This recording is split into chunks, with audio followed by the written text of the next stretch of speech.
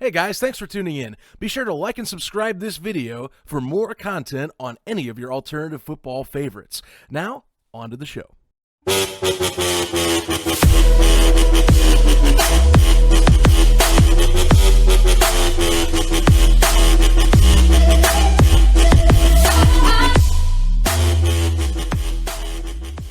Joining me today on the Gridiron Gallery podcast, I have a regular and one that has had quite the trip as of late. The journey as of the last 2-3 weeks. I mean, it's been something for our good friend Aaron Ellis, who currently is over in Europe. However, it's been globetrotting even more so than I think he has in the past 2 to 3 weeks. He has traveled, I think, more or has been to different locations than the past 2 years, it seems, at times. Aaron, how you doing, buddy? I know it's of course late over there, like we usually record, but you're gonna be. I mean, how are you feeling? You gotta be ecstatic, just at least relieved. What are your thoughts right now? Yeah, as always, Zach, thank you for having me on the show. I appreciate it. Yeah, I mean, I finally feel very good about the situation I'm in.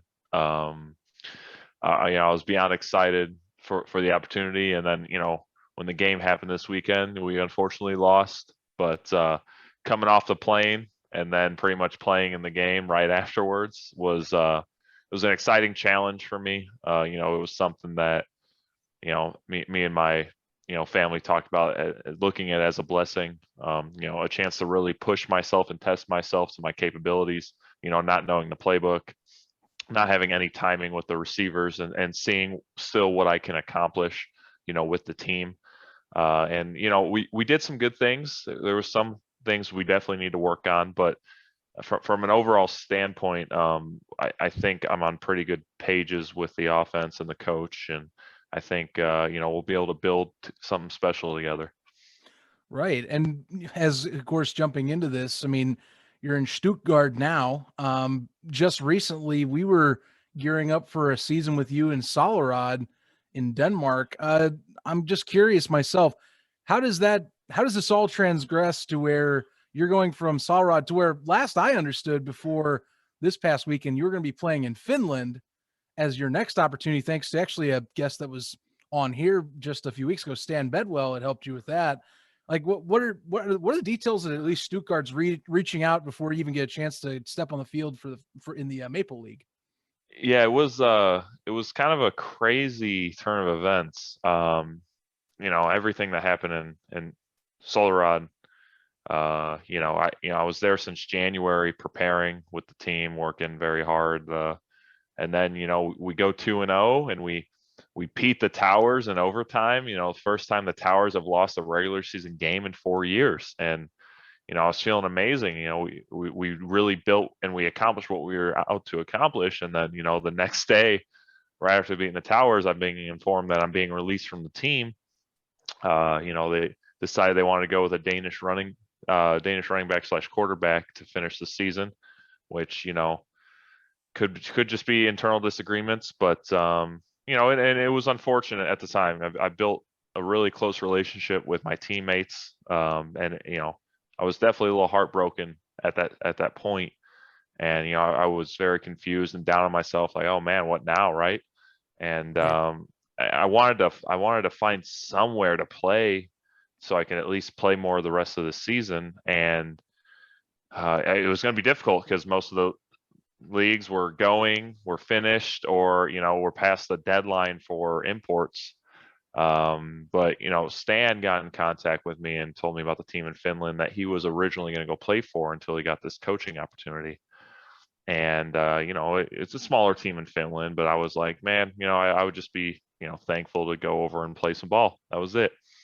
And then when I got there, I was only there for 4 days, and I read about the Surge quarterback situation vacancy, Right. and come to find out, I'm friends with head coach Martin Hanselman on Facebook, and for some reason someone told me, because after the Solrod incident happened, I reached out to some friends. I mean, actually, a lot of coaches reached out to me from all of Europe. A lot of people, like overwhelming support, which I mean, I'm truly blessed. And if anyone of you guys are listening that reached out to me, thank you so much. You know, it was something special to have this huge community backing me, and just as shocked as I was about the release. And even the other teams in the league, in our league, the teams we played against, they were like beyond shocked. All the players too, they had no idea what the heck happened. And you know, so we were talking about that, and someone told me that the ELF's American import deadline was passed. So I was like, all right, well, that's not going to be an option. And so I kind of just moved on with it. But then, you know, I had head coach Martin on Facebook, and I was like, you know, I might as well reach out, you know, just ask him how he's doing. You know, just Yeah, put my name out there at the very least for next year, you know, why to not? try and establish a, you know, a connection there. And you know, I put my phone down for about 3 hours, and I was, you know, working out and stuff. And I come back, I had like 3 missed calls from Coach Martin, a bunch of missed messages saying, you know, Aaron, you know, I saw your video with, you know, we would love to have you here. Please give me a call. Let's try to figure this out as soon as possible. And you know, after talks with him and a lot of time praying on it, and you know, speaking to family and my you know, people that mentored me about, you know, my situation in Finland, you know, it's unfortunate when you leave a team behind like that. But you know, this was an opportunity to where I felt like this was it. You know what I mean? Yeah. I couldn't just, you know, lay back and let this go past. You know, I had to jump on it and, you know, make the decision that's best for me and my family and, you know, my football career as a whole. And you know, this league has gotten a lot of traction, so it's a good position for me to be in.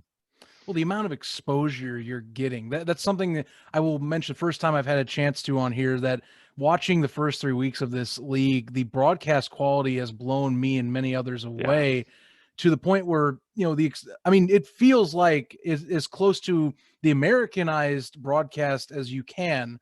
yeah. It's been dazzling for myself and many other American colleagues that watch overseas via the website and the streaming service. And So like you said, you know, that's a huge thing for my family. You know, you know, my family gets to watch me on this huge stadium, you know, with this amazing, like you said, an amazing broadcast. Really, just kind of up the bar and blew away my expectations of what we were going to be able to see. Just, I mean, the quality of the production and the commentating and being able to choose your language for the commentators. You know, that's such a like a amazing thing. And that was a big comment my family made on after the game on Sunday, was just how cool it was to be able to watch me in that type of environment. yeah, I can only imagine. I mean, it's great that there's really no restriction. I don't even have to worry about VPN or anything myself. So, you know, I'm glad what the league's doing with that. And obviously got to see you throw, you know, first pass you have of the game, you throw a 33-yard touchdown pass, you know, and on the broadcast, it's funny. You listen to the broadcast of it and the announcer who's for that game, he's like, oh, Ellis is in. Oh, wait. Oh my God. He just threw. It's like, you just didn't even expect to see a touchdown the first play of the game there. Uh, you know, just obviously the short chance you got to get ready here. How's your experience been in Stuttgart so far? I got to pronounce it right, by the way, as Yeah, I'm saying it. yeah, I've already How you messed doing? it up a lot, so it's all good. Yeah, that moment is going to be a moment that I cherish and I remember for probably the rest of my life. Um, you know, the whole plan was, you know, we wanted to start our European QB Martin, um, Michael Martin. I call him M Dog. Oh, nice. Um, Already nickname. and you know, he's a young kid. He's got a lot of talent, you know, but he's a young kid, and this is his first time playing like senior ball. And so, you know, we gave him the start, and he took the first 2 drives, and coach just came up to me and said, "Hey, you know, get ready to go. You're gonna go in." And I was like, "All right, let's get this going." And first play of the game, I saw a coverage that I liked, and I just kind of took the matchup that I liked, and you know, it was an amazing moment that I was glad I got to share with my family and all my friends back home that got to see that. Um, but you know, other than that, it has been absolutely amazing. I don't think I've ever ever experienced a situation like I kind of have here in Stuttgart. the team GM, Timo, is an amazing guy, really amazing guy. And just the support they have of the team and with our team, great people, really great people. We're a young team, man. The average roster age is 23 years old. Wow. And, you can see it on the game, in the game, that we're young, but what's always great about having a young team that's able to still compete at a good level is that you got something to build on. And, for me, it's always been to build and to create something special. Right. And you guys actually had a chance to get within one score. Unfortunately, just at least for yourself, slightly errant pass, although tight window kind of sealed the deal against Berlin where they were able to pull away there at the end. But, I mean, the fact you guys were right on the goal line, or at least at the doorstep to be at least pulling them within 6 points, Yeah. not And too that, bad. that's on me. I'm going to put that on my shoulders. And I already told the team that, I'm going to make sure I do everything in my power to not allow something like that to happen again. Mhm. We tried running it 3 downs in a row, and unfortunately we couldn't get that 1 yard that we needed. And on that 4th down, they were doing something, the past 3 plays that I talked to my tight end. I was like, hey, this will be there, and just unfortunately on that 4th time they decided to do something different, and that's football, man. Yeah. And people can drag me for it, and that's okay. I got no problem with that. I'm a QB. I can handle it. Big boy words. But that's football, man. You win some, you lose some. You make good throws, you miss throws. You throw touchdowns, you throw interceptions. That's how it works. And my only job is to do right by my guys, and that's to do my best to eliminate turnovers, put us in good situations to win, and that's all. Right. And I mean, to not, I know you are giving yourself excuses, but I mean, one practice, of course, that might attribute a little bit. You're going to get a full week this week. Yeah, So that obviously is a little bit nicer for yourself and yeah, for absolutely. the rest of your roster. For yourself, you're talking about dragging yourself. I actually want to give you a moment here because we're partially joking on the side, partially, this has to be addressed, is you've been on the show a few times. We've talked about the ELF Yeah, extensively. When you were signed, you and I kind of saw this go around where there's people going, well, that's funny. I've watched this show. He has said certain things about the league already, and now he is signing and he's starting quarterback for one of the 8 franchises for yourself. So I guess obviously the opportunity was presenting itself. We already just addressed that, but yeah.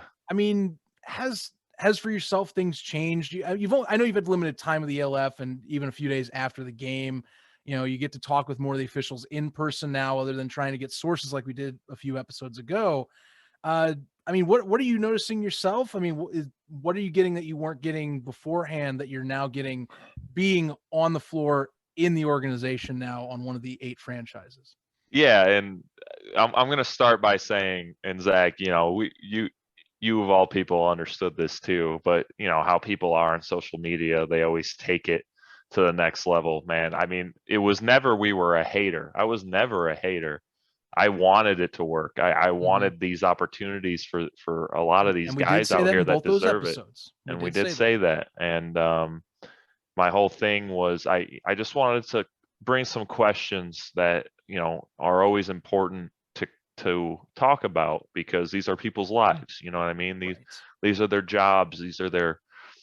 This is their last moments for football. And there was just certain things you wanted to ask that there wasn't necessarily a lot of information about.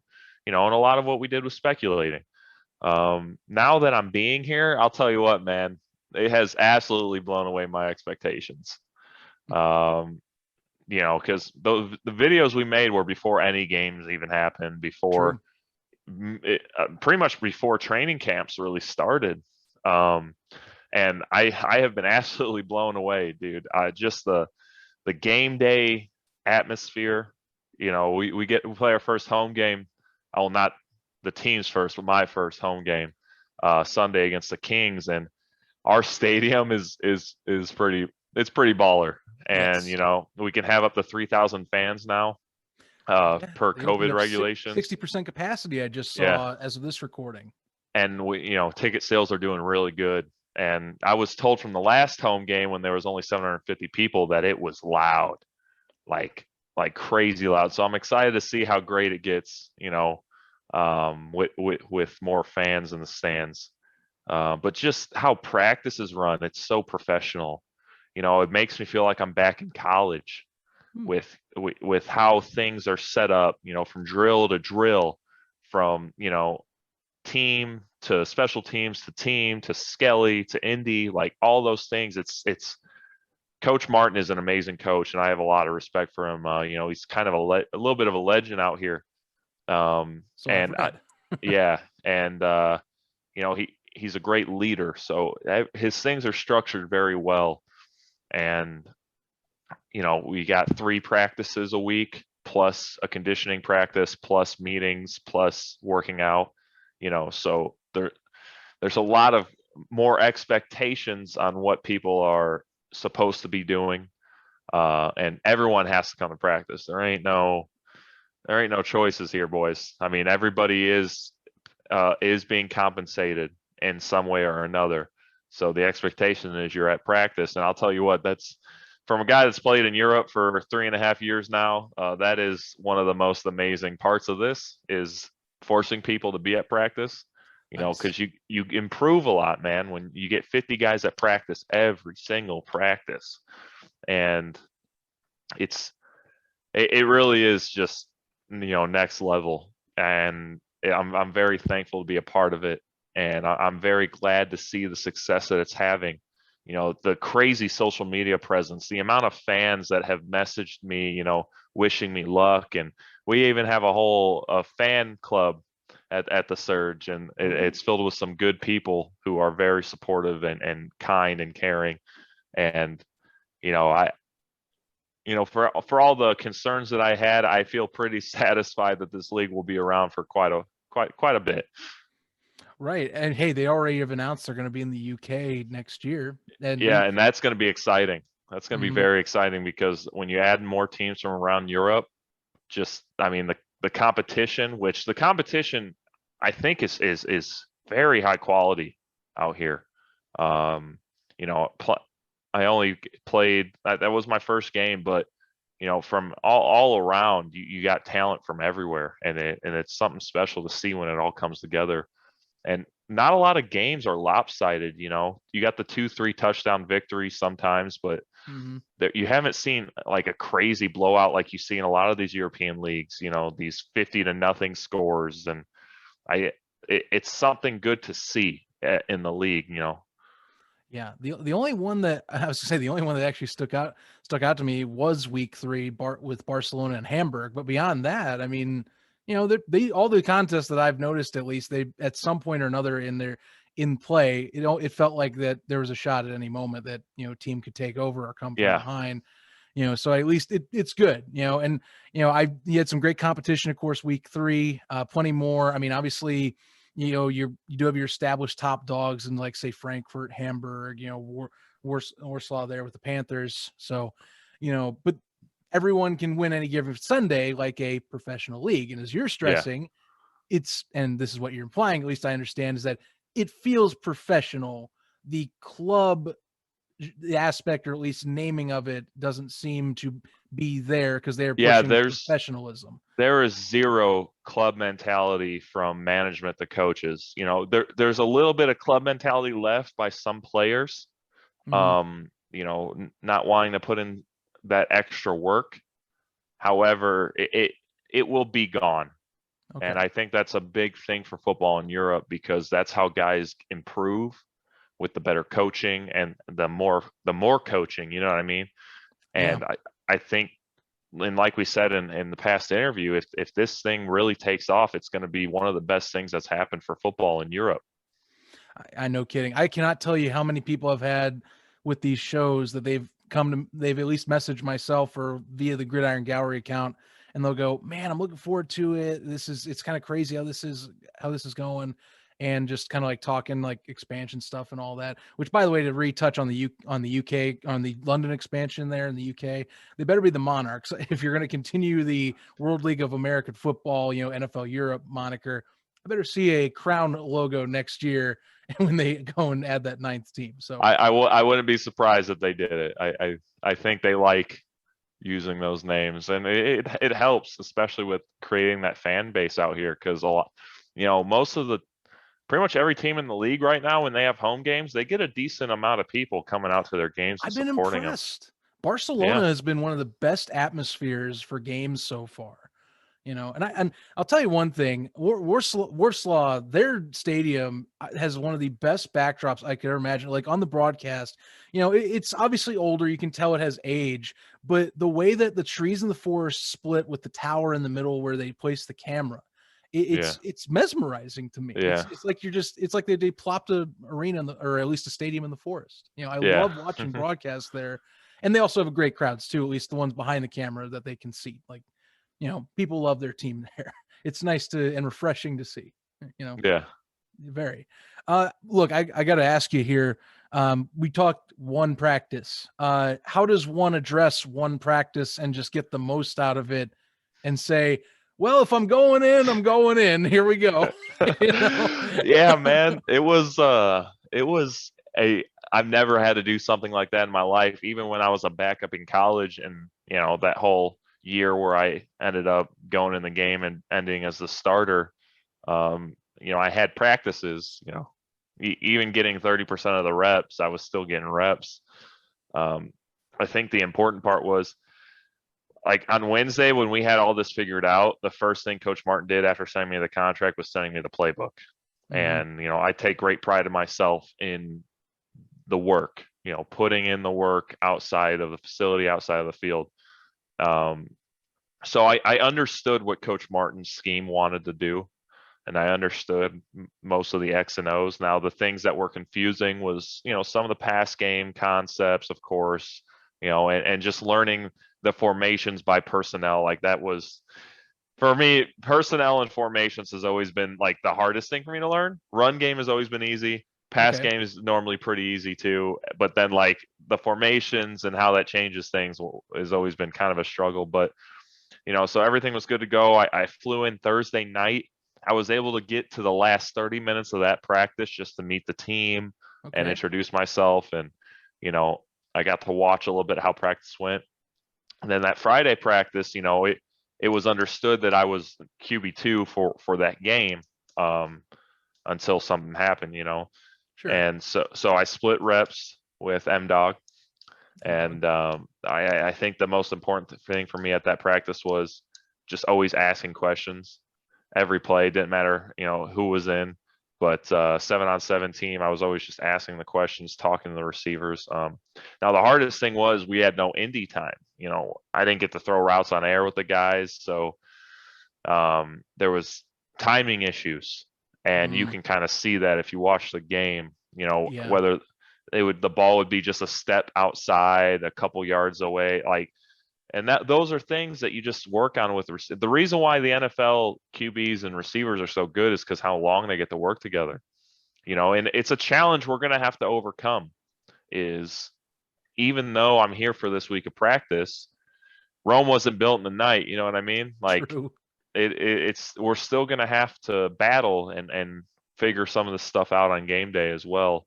But that one practice, I was just in my head like, hey, and I told the team this after practice. I wanted to say in front of everyone, I was like, hey guys, I want everyone to understand. I understand what my role is right now, and I know that it can be a little concerning having a quarterback in the game that's only had one practice. But I promise you, if I get in the game, I'm gonna battle my ass off for you guys. I'm gonna put everything I got on the line to put us in a position to win. And going almost halfway through the fourth quarter, we were in that position. Yeah. And to be in that position with a quarterback that's only had one practice with the team, I felt, disappointed in myself that we didn't win, but also reflecting and understanding football, you don't always win, right? What are Mhm. the positives you can take away? And the positive was, if we can do that with one practice against a pretty solid Berlin defense, I think they were ranked like number 2 or something like that, going after week 2, and that D line's pretty strong up front, and the linebacking core is pretty good too. If we can do that, then man, what can we do by the end of the season? After we get some work in and we get better and we improve in everything we do. So my whole mentality was, man, I'm just going to go in there. I'm going to work and I'm going to battle. No matter the ups or downs, I told the offense, I said, hey, it doesn't matter if we're up 50, down 50, we fight. And that's going to be our motto the rest of the season is we fight. We fight and we claw and we scratch for every inch we get on that field, no matter what the score is. So and the guys took really well to that. And I felt that's what we did, till the end of the game was we fought. And I was very proud of the guys for that. And I'm excited to see how we can continue with the rest of the season. Oh, I bet you're going to have to keep growing, of course, being Yeah. now in your second week. And the thing is, I know at least Stuttgart got a early win against Barcelona, so you're not at least winless and not completely down in the standings, but still got to at least get back up and kicking into gear sooner rather than later. Yeah, At crucial least, game Sunday. Very crucial game on Sunday against the Kings offense ain't no joke. They've got a great quarterback in Michael Birdsong, and they've got some great receivers on that. A lot of talent on that offense. And the defense has struggled a little bit, but they still got good players, man. So we got to scheme right, and we got to come out ready to work. But I'm not worried. It's a winnable game. I'll say every game is a winnable game. So it ain't. I mean, I don't care who I play. It's a winnable game to me in my mind. So we just gotta do our job to the best of our abilities, and we'll see where the score lies at the end of the game. Right. Hey, and based on just talking with Daniel Dokel on an episode, watch out for that Leipzig defense, man. They're gonna be scouting you. So yeah, they'll be ready for the best of their ability there come this weekend. For yourself here, obviously getting a playoff berth is important team wise. You guys have any team goals already for yourself just the end of the year that are beyond just the standard make the playoffs, maybe try and run for a championship for yourself? yeah, Just at least for yeah, year one. absolutely. My thing is, and I'm not sure if it's a team mentality, but for me, the most important thing is that we just improve, man, week by week. I think right now the number one goal is to make playoffs. That is like the number one goal as a team is to make the playoffs. But for me, I look much deeper than just that. I want to make the playoffs, obviously, and that's what we're going to bust our asses to do. But for me, I truly believe this league will be around for quite a bit. And I think it's something special, and I want to build something special with a team. I would love the opportunity, and see how the rest of the season goes and see how the off-season talks go. But I'd love the opportunity to be here, possibly longer term and build something special with Coach Martin and this young, talented group of guys. So I'm going to do just everything in my power to help these guys improve, every day, every week, with every game. And hopefully by the end of it, you see a much better Stuttgart Surge team than we were when we started week one. Yeah, that's all you can hope for, man. And I think we'll see it. I mean, the play with any new league in terms of a launch, play generally gets better and more competitive as it goes. I mean, it's been decently competitive week 1 through 3. It's going to get better no matter what, even for some of these teams that aren't exactly starting off in the hottest of fashion right now. And I know you were a big fan of the FCF. Mm-hmm. I don't know if you remember David Meza. Yes, but he is my tight end now out here, and he is a great dude. He is a great player, and I'm very excited to have him on this team. Yeah, Small world. I know. Hey, so some of these guys, the FCF too. I mean, you can talk Madre London over there tearing it up in Cologne. I mean, Jesus, talk about a guy making an impact. Quite a season. Yeah. Yeah. I mean, you can't say enough about how his production's been so far. I thought it looked like Madden numbers on rookie when I first read that he had like 350 yards rushing, and it was like what, one game? It was something insane. He had back-to-back 250 yard games. That at least. And I was reading that and I was like, dude, what? I think I read somewhere on Twitter that he has more stats in 3 games out here than he did in 40 games in college. And Yeah. that is wow, sir. Hats Yeah. off to you. Cologne's got a good system over there and they've got a very good offensive line, which helps for sure. But he's a baller and he's making the most of it. And I think the most exciting thing for me out here is I don't see anybody as like my enemy.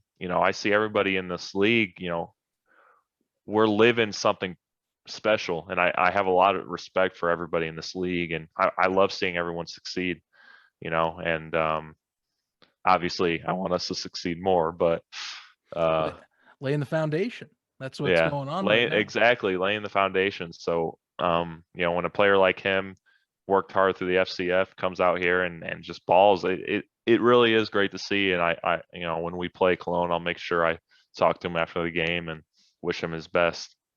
Definitely. Hey, I mean, you had for crying out loud, you guys talk about another player. You guys are playing Centavious Jones there against Berlin. Talk about someone that was tearing it up as well. Yeah, Former XFL absolutely. guy too. So, plenty of good talent. Internationally, also of course, look in the local scene as well for each one of these markets. Obviously, Yep. showing up. And I know you and Mez are connecting. When I was watching week 3, I was like, that's someone he's targeting quite a bit. Is that tight end? Is that tight end? I don't know if you remember from our high school days together, Zach, but Mhm. I was a big fan of throwing to my big tight end Nico. So Oh, I remember. yeah, so I do love tight ends, but we do have a talented receiver core, man. It's just they're just young, so we're learning together as it is. But I got a lot of faith in them. We got 19-year-old like Louis Gaia. He's 19 years Yeah. old, man, and I have a lot of faith in him and his abilities. Same thing with Paul. Paul's a younger guy, and I got a lot of faith in him as well. And I think us as a whole receiver core are gonna take it to the next level after a few games together. Nice. You have any place as we wrap up here? I'm curious. You have any place mapped out in Stuttgart you're being told to go visit or to go try out, food like fair or like kind of touring? I mean, Yeah, I haven't really had an opportunity, landing and having to play. I've been just kind of in my apartment, which is nice. They got me my own apartment. that's So I good. got a lot of peaceful time to myself to just kind of, buckle down and get the system learned and be ready to just compete. But we got a bye week coming up, and I think during that bye week I'm definitely going to take some time. I would like to go to a restaurant for lunch or dinner and I want to get just a big draft, ice cold, like German beer, not in a can, Nice. not in a bottle. I want a draft with some German food and just go walk around and see the city because the city of Stuttgart is it's pretty gorgeous, man. There's a lot of beautiful places, and the way to our field is like up a mountain, and you can see how some of the city is like in a kettle pot, Okay. and like you just see all the town, and it really is great. I'm kind of falling in love with this place, Nice. so I'm very thankful to be here, and I'm excited to see where the road takes us. Not bad. Hey, find yourself a doner kebab if you can out there. Absolutely. Got to get a good Absolutely. spot for that. I got one in Yeah. Berlin.